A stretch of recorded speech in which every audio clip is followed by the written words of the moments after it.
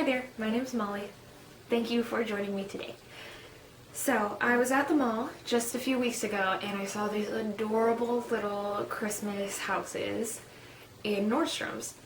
And it was the kind of thing that was made with like a light balsa wood and then covered with snow and looked really cute and festive and knick-knacky. And that kind of stuff has my heart because I am a grandma. But I realized that these little houses cost a lot of money. They were like $60 or $70. Around the holidays, that's not really an option for my kind of spending. So I decided to try and make one of these little houses myself. I decided that I was going to use recycled materials and build it completely from scratch at home. So I wanted to show you a little bit of this process. Now I want to first note that I have never made a model house before in my life, and this crafting process was very much a journey, so please be kind while you watch. But I can't wait to show you, so here we go.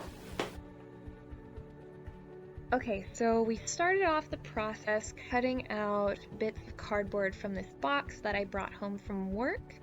Each piece was about 6 by 5 inches, and as I went along, I marked them wall and roof just so I could keep track of the pieces that I had.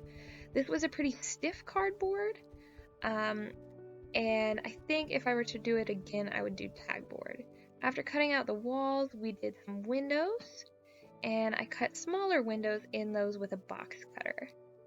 I wouldn't recommend the box cutter in the future. Some other tool would probably be better. This was pretty tough to get everything cut out, but it worked. So then I cut holes in the front so that light could shine through my windows and started gluing them to a base. The bottom, I cut a little hole so that I could stick like a light source, maybe a flashlight into, and then finished assembling the rest of the house. There's the hole. There's the house. This is the roof of the house, and I just glued 3 triangles together and popped them on top. I purposely left the back of the house open. Then I made some pieces for a fence. This was really easy. It was in a lighter cardboard. After all of the cutting out, I started painting. I originally wanted to do this sort of gold thing so that maybe it would show through the snow, but I don't think it really came out in the finished product, but you know, it's fine. It's just a learning process. I then painted the door red, which later got painted over in brown just because it stood out more. This was an attempt to make sort of a brick look, but I decided to just paint the whole thing red after realizing that it looked a little bit like my house had chicken pox. So I continued with that using an acrylic paint. Most of the other paint I had was actually a porcelain paint, so I took a bit of a break from this project while I ordered some new paints off Amazon. That was actually the only thing I bought for this project, and I'm pretty happy about that. So after all of the paint, I decided to do a little bit of sponging or weathering, kind of, to make the brick look more realistic. I used a light brown, sort of a black, and a gray, and at first it looked really, really dirty and I didn't really like it, but I think it came out good in the end. Then I added the bricks on top of that using a very small brush, and basically just sort of alternating the pattern. As you can see, I cannot draw straight lines to save my butt, so this turned into sort of like a little crooked kind of brick house, but you know, it stands up, it's cute, I'm okay with it, and that's fine. But oh gosh, yeah, that is really, really wobbly. Bear with me, fam. This was also an acrylic paint. After getting all of the bricks put together, I decorated the house with snow. that was made out of paper towel that I wetted slightly and then put in my blender on liquefy.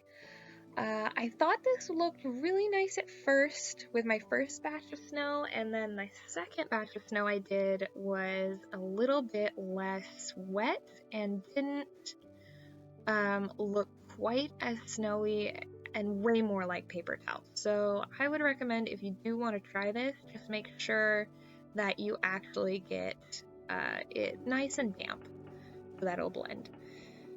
After that, I just used my glue gun to stick on the fences and the trees and cover the whole thing in snow. I didn't show all of that because I figured that you guys didn't need to see just my hands gluing a bunch of stuff on and on and on.